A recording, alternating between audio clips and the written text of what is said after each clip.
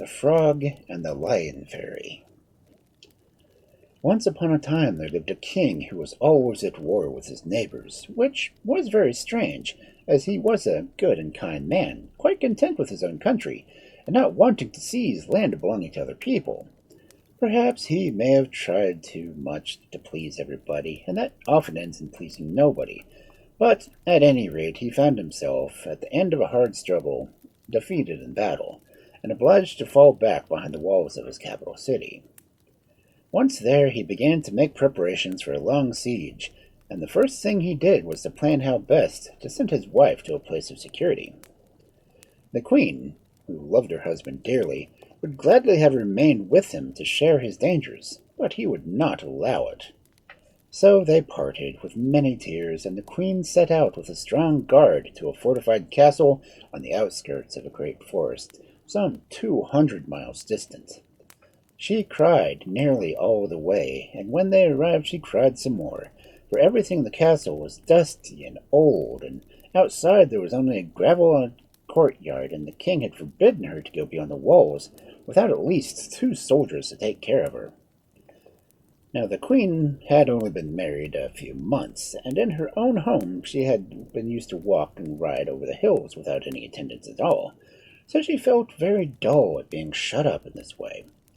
However, she bore it for a long while before it was the king's wish, but when time passed and there were no signs of the war drifting in the direction of the castle, she grew bolder, and sometimes stayed outside the walls in the direction of the forest. Then came a dreadful period when news from the king ceased entirely. "He must surely be ill or dead," thought the poor girl, who even now was only 16. "I can bear it no longer, and if I do not get a letter from him soon, I shall leave this horrible place and go back to see what is the matter.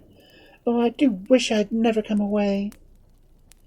So, without telling anyone what she intended to do, she ordered a little low carriage to be built, something like a sleigh, only it was 2 wheels, just big enough to hold one person.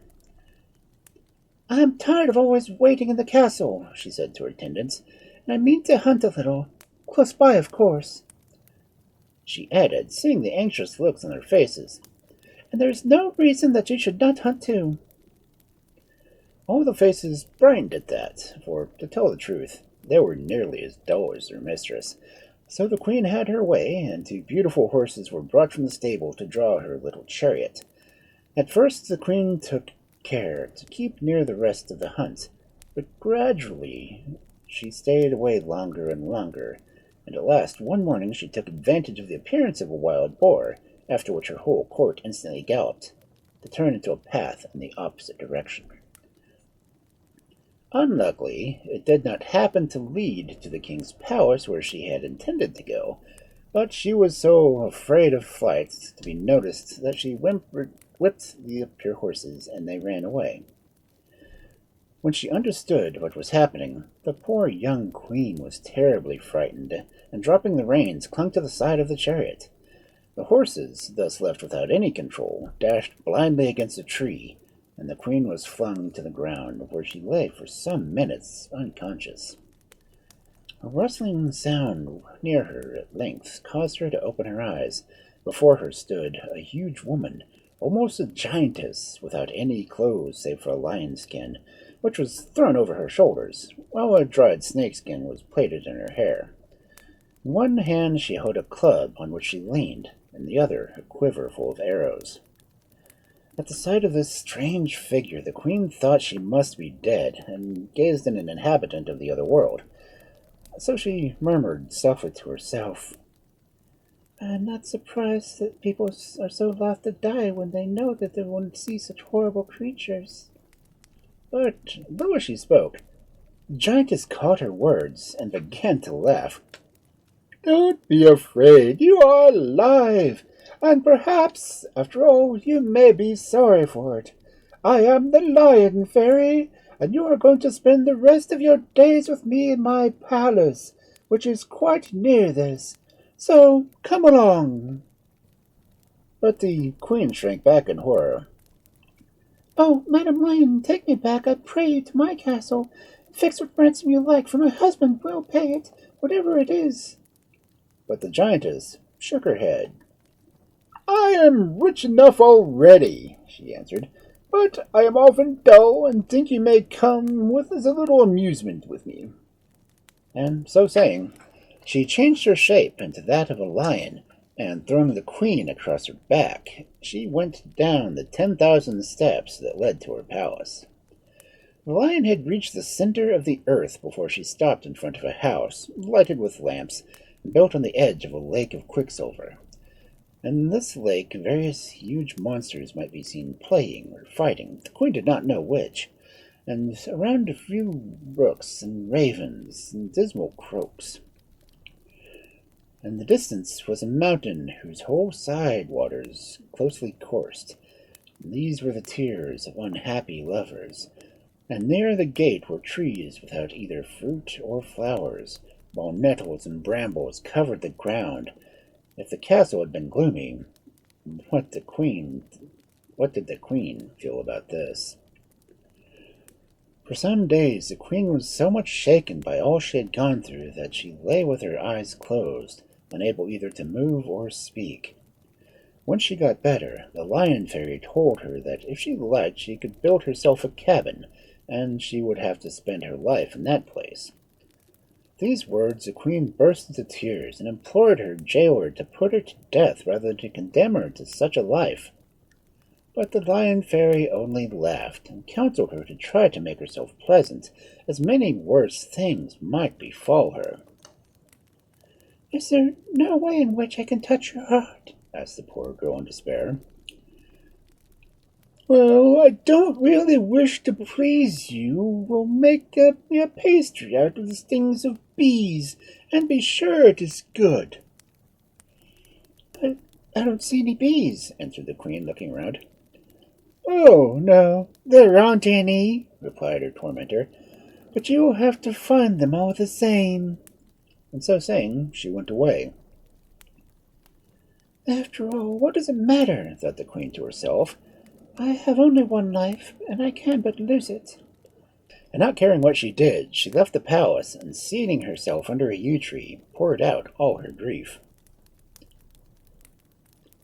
Oh, my husband, she wept, what will you think when you come to the castle to fetch me and find me gone?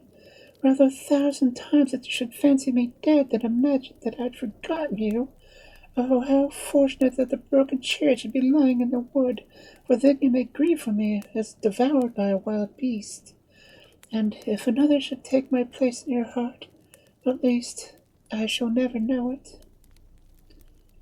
She might have continued for long in this fashion, had not the voice of a crow directly overheard attracted her attention.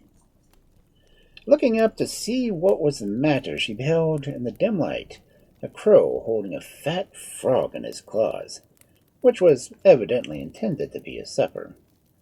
The queen rose hastily from the seat, and striking the bird sharply on the claws with the fan which hung from her side, she forced him to drop the frog, which fell to the ground more dead than alive. The crow, furious at his disappointment, flew angrily away. As soon as the frog had recovered her senses, she hopped up to the queen, who was still sitting under the yew, and standing on her hind legs and bowing low before her, she said gently, Dear lady, what mischance you come here? You are the only creature that I've seen do a kind deed since a fatal curiosity lured me to this place. What sort of frog can you be that knows the language of mortals? Asked the queen in her turn. But if you do, tell me, I pray, if I alone am a captive, for hitherto I have beheld no other but monsters by the lake. Once upon a time there were men and women like yourself, answered the frog, but having power in their hands, they used it for their own pleasure. Therefore fate has sent them here for a while to bear the punishment of their misdoings. But you, friend Frog, you are not one of those wicked people, I am sure, asked the queen. I'm half a fairy, replied the frog, but although I have a certain magical gift, I'm not able to do all I wish, and if the Lion Fairy were to know of my presence in her kingdom, she would hasten to kill me." "But if you are a fairy, how is it that you are so nearly slain by the crow?" asked the queen, wrinkling her forehead. "Because the secret of my power lies in a little cup that is made of rose leaves, but I had laid it aside for the moment when that horrible crow pounced upon me. Once it is on my head, I fear nothing, but let me repeat, had not been for you, I could not have escaped death, and if I do anything to help you or soften your fate, you have only tell me." "Alas," said the queen, "I have been commanded by the Lion Fairy to make her a pastry out of the stings of bees, and, as far as I can discover, there are none here, as how there should be, seeing there are no flowers for them to feed on. And even if there were, how could I catch them?" "Leave it to me," said the frog. "I will manage it for you." And, uttering a strange noise, she struck the ground thrice with her foot. In an instant 6,000 frogs appeared before her, one of them bearing a little cap. "Cover yourselves with honey and hop round by the beehives," commanded the frog, Putting on the cap which her friend was holding in her mouth. And turning to the queen, he added, "The Lion Fairy keeps a store of bees in a secret place near the bottom of the 10,000 steps leading to the upper world. Not that she wants them for herself, but they are sometimes useful to her for punishing victims. However, at this time we will get the better of her." Just as she had finished speaking, the 6,000 frogs returned, looking so strange with bees sticking to every part of them that, sad as she felt, the poor queen could not help but laughing. The queens were all stupefied with what they had eaten that was possible to draw their wings without hurting them. So, with the help of her friend, the queen soon made ready her pastry and carried it to the Lion Fairy. "Not enough pepper," said the giantess, gulping down large morsels in order to hide the surprise she felt.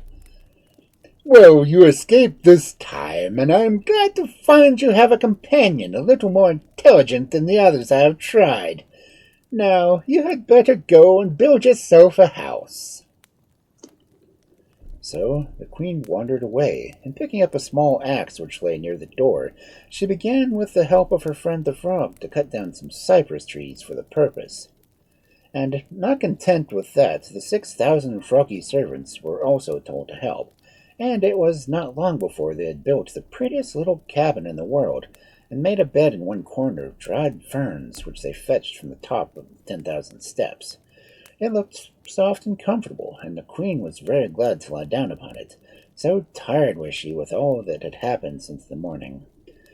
Scarcely, however, had she fallen asleep when the lake monsters began to make the most horrible noises outside, while a small dragon crept in and terrified her so that she ran away, which was just what the dragon had wanted.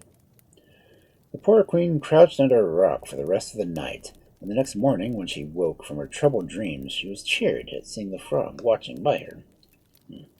"I hear we shall have to build you another palace," she said. "Well, this time we won't go so near the lake." And she smiled with her funny wide mouth till the queen took heart, and they went together to find wood for the new cabin. The tiny palace was soon ready, and a fresh-made bed of wild thyme which smelt delicious. Neither the queen nor the frog said anything about it, but somehow, as always happens, the story came to the ears of the Lion Fairy, who sent a raven to fetch the culprit.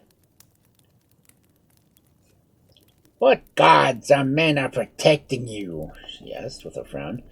"This earth, dried up by the constant rain of sulphur and fire, produces nothing, yet I hear that your bed is made of the sweet-smelling herbs. However, as you can get flowers by yourself, of course you can get them from me, and in an hour's time I must have in my room a nosegay of the rarest flowers. If not, now you can go." The poor queen returned to her house, looking so sad that the frog, who was waiting for her, noticed it directly. "What's the matter?" she said, smiling. Oh, you can laugh, replied the queen. This time I have to bring her in an hour a posy of the rarest flowers, and where am I to find them? If I fail, I know she will kill me. Well, we must see what I can do, answered the frog. The only person I have made friends with here is a bat. She is a good creature and always does what I tell her, so I will just lend her my cap, and if she puts it on and flies around the world, she will bring back all we want. I would go myself, only she is quicker. Then the queen dried her eyes and waited patiently, and long before an hour had gone by, the bat flew in with the most beautiful, sweetest flowers that grew on earth. The girl sprang up in joy at the sight, and hurried them to the lion fairy, who was astonished that for once she had nothing to say. Now, the smell and the touch of the flowers had made the queen sick with longing for her home, and she told the frog that she would certainly die if she did not manage to escape somehow.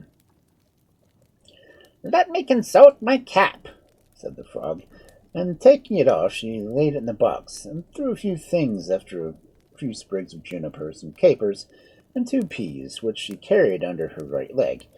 She shut down the lid of the box and murmured some words which the queen did not quite catch. In a few moments a voice was heard speaking from the box.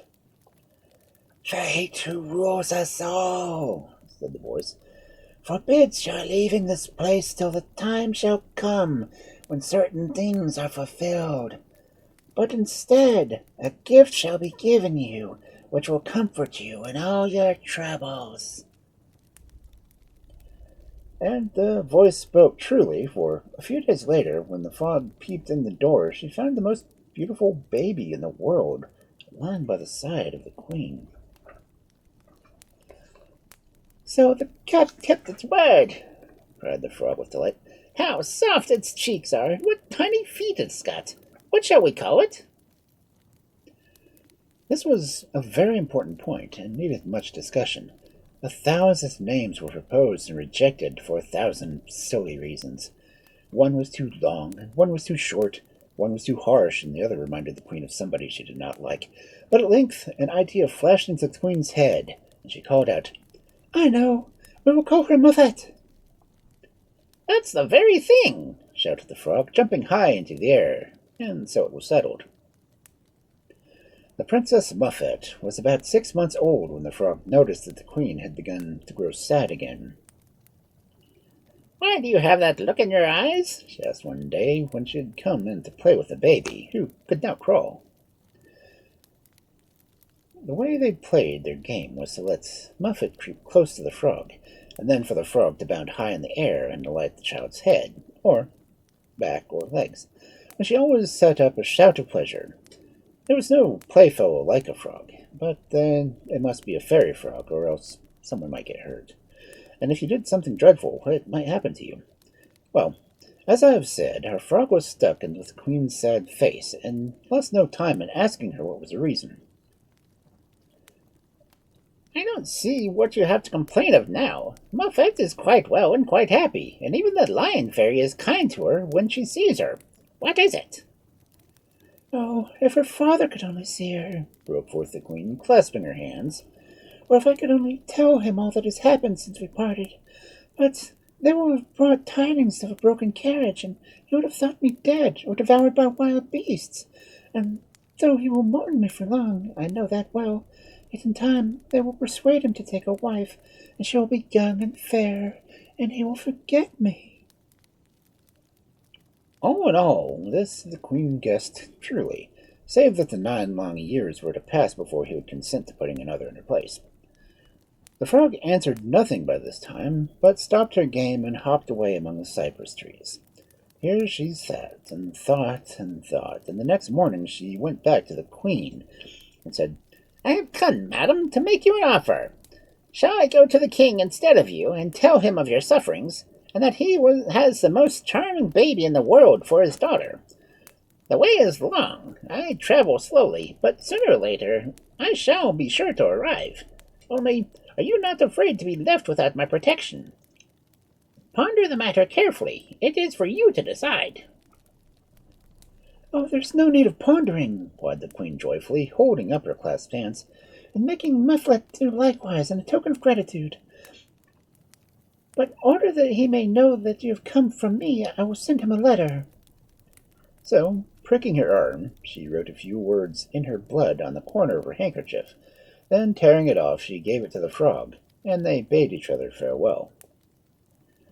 It took the frog 1 year and 4 days to mount the 10,000 steps that led to the upper world, and that was because, well, she was still under the spell of the wicked fairy, and by the time she reached the top, she was so tired that she had to remain for another year on the banks of the stream just to rest, and also to arrange the procession which she was with to present herself before the king, for she knew far too well what was due to herself and her relations to appear as at court as she were a mere nobody.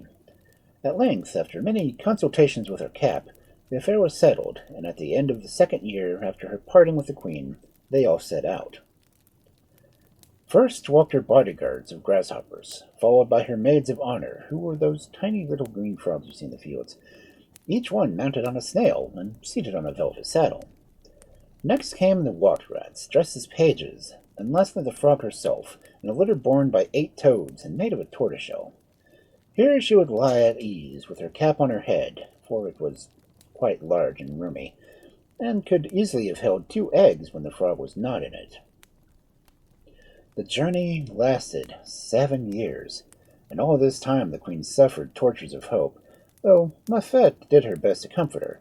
Indeed, she would most likely have died had not the lion fairy taken a fancy to the child, and her mother should go hunting with her in the upper world, and, in spite of her sorrows, it was always a joy to the queen to see the sun again.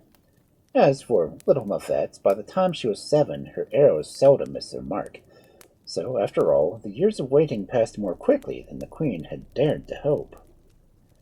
The frog was always careful to maintain her dignity, and nothing would have persuaded her to show her face in public places, or even along the high road, where there was a chance of meeting anyone.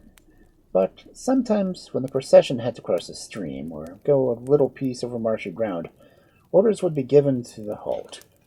Fine clothes were thrown off, and bridles were flung aside. Grasshoppers, water rats, and even the frog herself spent a delightful hour or two playing in the mud. At the length of the end was sight, and the hardships were forgotten in the vision of the towers of the king's palace. And one bright morning the cavalcade entered the gates with all the pomp and circumstance of a royal embassy, and surely no ambassador has ever created such a sensation. Doors and windows, and even roofs of houses, were filled with people, whose cheers reached the ears of the king. However, he had no time to attend to such matters, as just then, after 9 years, he had at last consented to the entreaties of his courtiers, and was on the eve of celebrating his 2nd marriage. The frog's heart beat high when her litter drew up before the steps of the palace, and leaning forward she beckoned to her side one of the guards who were standing in the doorway. "I wish to see His Majesty," said she. "His Majesty's engaged, and can see no one," answered the soldier. "His Majesty will see me," returned the frog, fixing her eye upon him, and somehow the man found himself leading the procession along the gallery into the hall of audience, where the king sat surrounded by his nobles, arranging the dresses which everyone was to wear for the marriage ceremony. All started in surprise as the procession advanced, and still more when the frog gave one bound from the litter on the floor, and with another landed on the arm of the chair of state. "I am only just in time, sire," began the frog. "Had I been a day later, you would have broken your faith and swore to the queen 9 years ago." "Her remembrance will always be dear to me," answered the king gently, though all present expected him to rebuke the frog severely for her impertinence. "But no, Lady Frog, that the king can hardly seldom do as he wishes, and must be bound by the desires of his subjects. For 9 years I have resisted them. Now I can do so no longer, and have made my choice of a fair maiden playing the ball yonder." "You cannot wed her, however fair she may be, for the queen, your wife, is still alive, and sends you this letter in her own blood," said the frog, holding out the square of handkerchief as she spoke. "And what is more, you have a daughter who is nearly 9 years old, and more beautiful than any of the other children in the world put together." The king turned pale when he heard these words, and his hand trembled so that he could hardly read what the queen had written. Then he kissed the handkerchief twice or thrice and burst into tears, and it was some minutes before he could speak. When at length he found his voice, he told his counselors that he was writing was indeed that of the queen, and now that he had the joy of knowing she was alive, he would, of course, proceed no further with his second marriage. This naturally displeased the ambassadors who had conducted the bride to the court, and one of them inquired indignantly if he meant to put such an insult on the princess on the word of a mere frog. "I am not a mere frog, and I will prove it to you," retorted the angry little creature. And putting on her cap, she cried, "Fairies that are my friends, come hither!" And in a moment a crowd of beautiful creatures, each one with a crown on her head, stood before her. Certainly none could have guessed that they were all snails, water rats, and grasshoppers, from which she had chosen her retinue. At a sign from the frog, the fairies danced a ballet, at which everyone was so delighted that they begged to have it repeated. But now it was not youths and maidens who were dancing, but flowers. Then again these melted into fountains, whose waters interlaced, and rushing down the sides of the hall, poured out a cascade down the steps, and formed a river around the castle, with most beautiful little boats on it, all painted and gilded. "Oh, let us go from them for a sail!" cried the princess, who had long left her game of ball for the sight of these marvels, and she was bent upon it. The ambassadors, who had been charged never to lose sight of her, were obliged to go also, though they never entered a boat if they could help it. But the moment they and the princess had seated themselves on the soft cushions, the rivers and the boats vanished, and the princess and the ambassadors vanished too. Instead, the snails and the grasshoppers and the water rats stood round the frog in their natural shapes. "Perhaps," said she, "your majesty may now be convinced that I am a fairy and speak the truth. Therefore lose no time in setting in order the affairs of your kingdom, and go in search of your wife. Here is a ring that will admit you into the presence of the queen, and will likewise allow you to address unharmed the lion fairy, though she is the most terrible creature that ever existed." But by this time the king had forgotten all about the princess, whom he had only chosen to please his people, and was eager to depart his journey as the frog was for him to go. He made one of his ministers regent of the kingdom, and gave the frog everything her heart could desire, and with her ring on his finger he rode away to the outskirts of the forest, where he dismounted, and bidding his horse to go home, he pushed forward on foot. Having nothing to guide him as to where he was likely to find the entrance to the underworld, the king wandered hither and thither for a long while, till one day, while he was resting on a tree, a voice spoke to him. "Why do you give yourself so much trouble for naught, when you might know that you want to know for the asking? Alone you will never discover the path that leads to your wife." Much startled, the king looked around him. He could see nothing, and somehow, when he thought about it, the voice seemed as if it were part of himself. Suddenly his eyes fell on the ring, and he understood. "What a fool I was!" he cried, "and how much precious time I have wasted! Dear ring, I beseech you, grant me a vision of my wife and my daughter." And even as he spoke, there flashed past him a huge lioness, followed by a lady and a beautiful young maid mounted on fairy horses. Almost fainting with joy, he gazed after them, and then sank trembling on the ground. "Oh, lead me to them! Lead me to them!" he exclaimed, and the ring, bidding him to take courage, conducted him safely to the dismal place where his wife had lived for 10 years. Now, the lion fairy knew beforehand of his expected appearance in the mountains, and had ordered the palace of crystal to be built in the middle of the lake of quicksilver, and in order to make it more difficult approach, he let it float where it would. Immediately after their return from the chase, where the king had seen them, she conveyed the queen and Muffet into the palace, and put them under guard of the monsters of the lake, who one and all had fallen in love with the princess. They were horribly jealous and ready to eat each other for her sake, so they readily accepted the charge. Some stationed themselves around the floating palace, and some sat by the door, while the smallest and lightest perched themselves on the roof. Of course, the queen was quite ignorant of these arrangements, and boldly entered the palace of the Lion Fairy, who was waiting for him, with her tail lashing furiously, for she kept her lion's shape. With a roar that shook the walls, she flung herself upon him.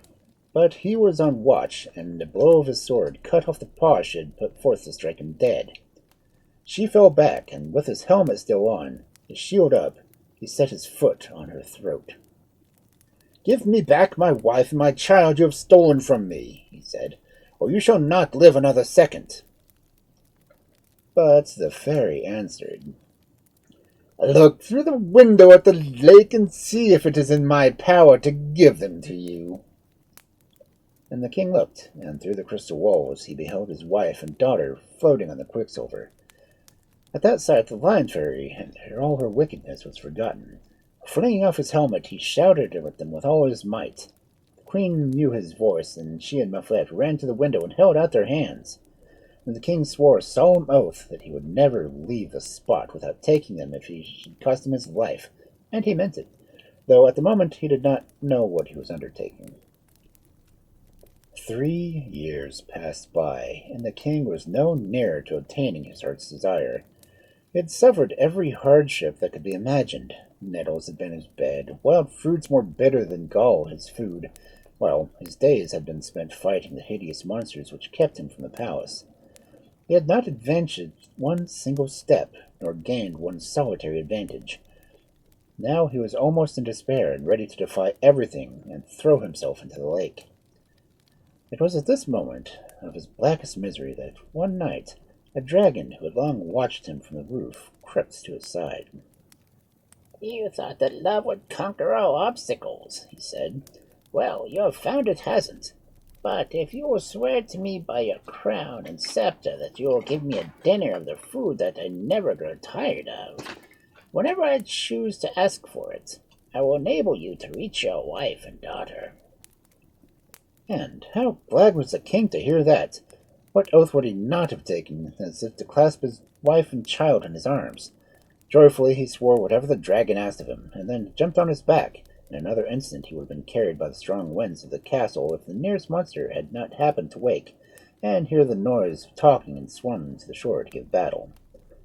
The fight was long and hard, and when the king had at last beat back his foes, another struggle awaited him. By the entrance, gigantic bats, owls, and crows set upon him from all sides. But the dragon had teeth and claws, while the queen broke off sharp bits of glass and stabbed and cut in her anxiety to help her husband. At length the horrible creatures flew away, and a sound like thunder was heard, and the palace and monsters vanished, while at the same moment, no one knew how, the king found himself standing with his wife and daughter in the hall of his own home. The dragon had disappeared with all the rest, and for some years no more was heard or thought of him. Muffet grew every day more beautiful, and when she was 14, the kings and emperors of neighboring countries sent to ask her in marriage for themselves or their sons. For a long time the girl turned a deaf ear to their prayers, but at length a young prince of rare gifts touched her heart, and though the king had left her free to choose what husband she would, he had secretly hoped that out of all the wooers this one might be his son-in-law.